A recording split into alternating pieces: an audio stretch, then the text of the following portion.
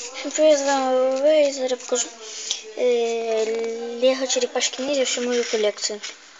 Черепашки в прошлом видео их покажу. Фишвелл. У него ноги снимаются, тут такая дырка у него, чтобы не будет течь животный. Так, зубы у него, кстати, нарисованы хорошо.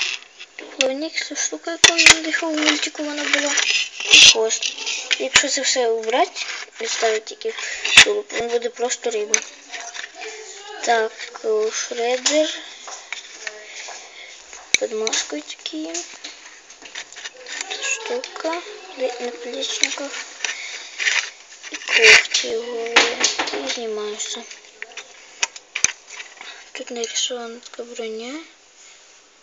Сзади такая шлейка и повязка на тулубе.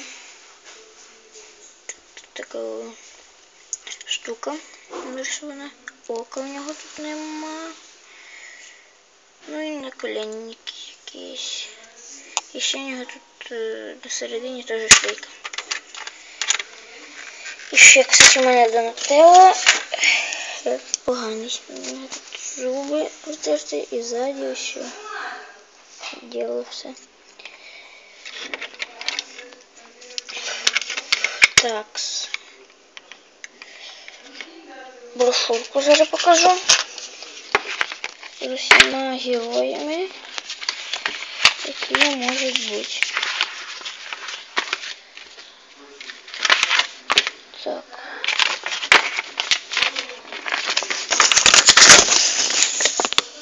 Фішвелл, Донателло, Мікеланджело, Рафаель, Леонардо, Шреддер. Ще один Шреддер з Рафаелем в одному наборі. Фішвелл і Леонардо. Фішвелл і Мікеланджело, Шреддер і Донателло. Тут уже поодиночними деякі. Донателло, Мікеланджело, Рафаель. Потім Фішвелл, Шреддер, Леонардо, Фішвелл знову.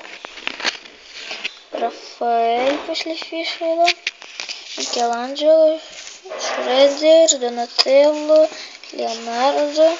Тут черепашки зверху Шреддер, і тут всі 4 черепашки. Правда, на Донателло трохи не вліз.